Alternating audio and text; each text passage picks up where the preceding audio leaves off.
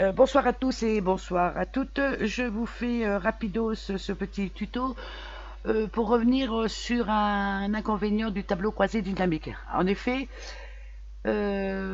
si on élargit une des colonnes du tableau croisé dynamique et qu'on fait ensuite une actualisation, je n'avais jamais remarqué, c'est Jonathan qui a attiré mon attention là-dessus, la colonne revient à sa position initiale.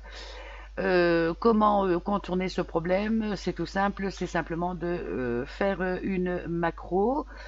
Donc c'est ce que je vais vous montrer et en même temps j'en profiterai pour remontrer une nouvelle fois comment on insère un petit bouton pour appeler une macro. C'est parti!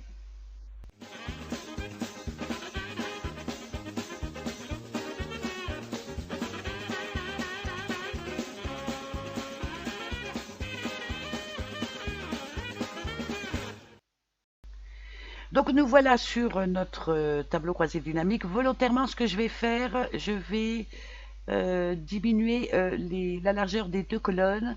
Bon, ce qui va rendre notre TCD illisible, bien entendu, mais c'est pas grave. Pour vous montrer ensuite comment faire la macro correspondante. Pour moi, c'est tout simple, hein. Ce qu'on va faire, on va passer par l'enregistreur de macro. Alors, j'y vais, développeur, enregistrer une macro. On va l'appeler comment? On va l'appeler actualiser,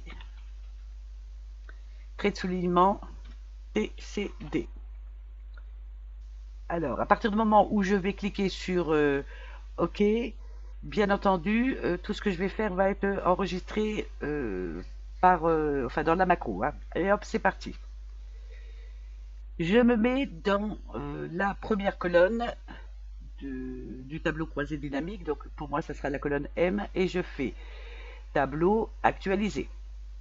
Voilà, c'est actualisé. Vous voyez qu'automatiquement, bien entendu, les colonnes la largeur des colonnes s'est mis en accueil format. Je vais regarder ça, comment ils intitulent ça. Ajuster la largeur de colonne, hein. Par défaut, voilà ce que fait Excel. Bon, nous, on va continuer. On veut augmenter cette colonne-là et la suivante. Donc, je suis toujours en enregistrement de macro. On y va. Alors, colonne M, format, largeur de colonne. Donc, elle est à 13, à 18 et quelques. Je vais la mettre à 20. OK. Je me mets à côté. Format, largeur de colonne. Et là, je vais la mettre exprès. J'exagère un peu à 30. Voilà, c'est bon, c'est fait. Je peux sortir de mon tableau croisé dynamique et ensuite j'arrête l'enregistreur de macro. On va aller regarder maintenant ce qui s'est passé dans le VBA. Alors il faut que je le retrouve. Donc c'est pas celui-là, c'est celui-là, module 1. Voilà notre macro. Actualisé, j'aurais bien aimé... Voilà, je préfère comme ça. Actualiser TCD macro qui est en commentaire, ça on peut l'effacer. Et vous voyez, donc je détaille le détail des lignes, c'est-à-dire je vous explique le contenu. On sélectionne la cellule M4, donc c'est une des cellules de la première colonne du tableau croisé dynamique. Toute cette ligne-là, c'est simplement pour actualiser le tableau croisé dynamique 1. Vous voyez, je ne l'ai même pas nommé. Ensuite, on a la cellule M4 qui est sélectionnée. Donc la sélection, donc je lui donne pour la colonne M la largeur 20. Ensuite, je sélectionne la cellule N4. J'aurais pu prendre N5, hein, peu importe, enfin quelque chose sur la colonne N. Et là, je lui ai donné la largeur de 30 et ensuite sélectionner L3, c'est simplement pour sortir du tableau croisé dynamique. Vous voyez, c'est très simple. Je reviens sur ma feuille de calcul. On va maintenant donc insérer une image. On va la mettre là. Alors, soit une image, soit une forme, hein, c'est comme vous voulez, hein. On va faire une forme. Insérer une forme. Qu'est-ce qu'on peut prendre comme forme? On va prendre une étoile. Est-ce que ça existe ça? Je pense que oui. Tenez, on va prendre celle-ci. Voilà.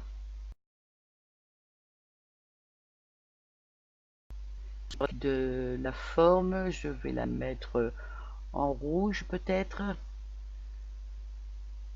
Voilà mon image. Et tout simplement, donc je sélectionne mon image et avec le clic droit de la souris,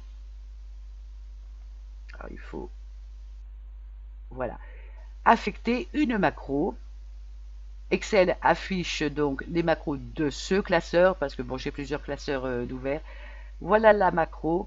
On dit OK. On sélectionne donc actualiser TCD. OK. Et c'est bon. Regardez maintenant, mon curseur se transforme en main. Donc, je vous refais la démonstration. Hop, je diminue les deux.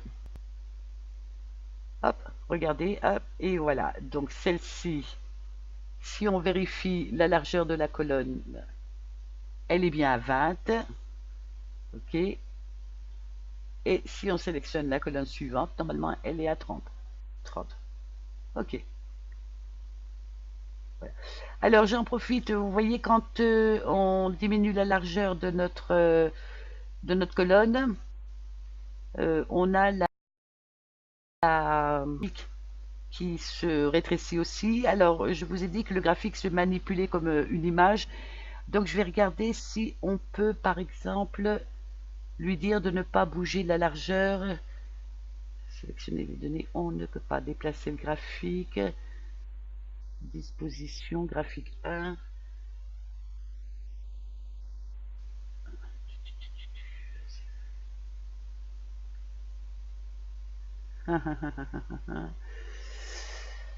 Mise en forme. Ce que je voudrais, c'est comme une image, c'est-à-dire lui dire de ne pas changer de taille en fonction, si on change de la taille de la cellule. Et malheureusement, mise en forme, rétablir, je ne vois pas le truc. Ah, ça sera peut-être ici. Outils graphique dynamique, mise en forme, et vous voyez ici taille. Et ce qu'on va faire ici, propriété, ne pas déplacer ou dimensionner avec les cellules. Je ferme, je vais, ce que je vais faire, je vais quand même agrandir celui-là parce que là c'était pas bon. Je rappelle ma macro pour actualiser le tableau croisé dynamique. Et vous voyez, le graphique n'a pas bougé. Je vais maintenant rétrécir ma colonne exprès. Vous voyez, le graphique ne bouge pas. C'est quand même un peu plus agréable. Et bien voilà, maintenant je pense avoir répondu à tous les problèmes rencontrés par Jonathan sur ce tableau croisé dynamique. J'espère avoir été clair. N'hésitez pas à vous abonner à ma chaîne, à faire des commentaires si vous en avez. Et je vous dis à très bientôt. Au revoir.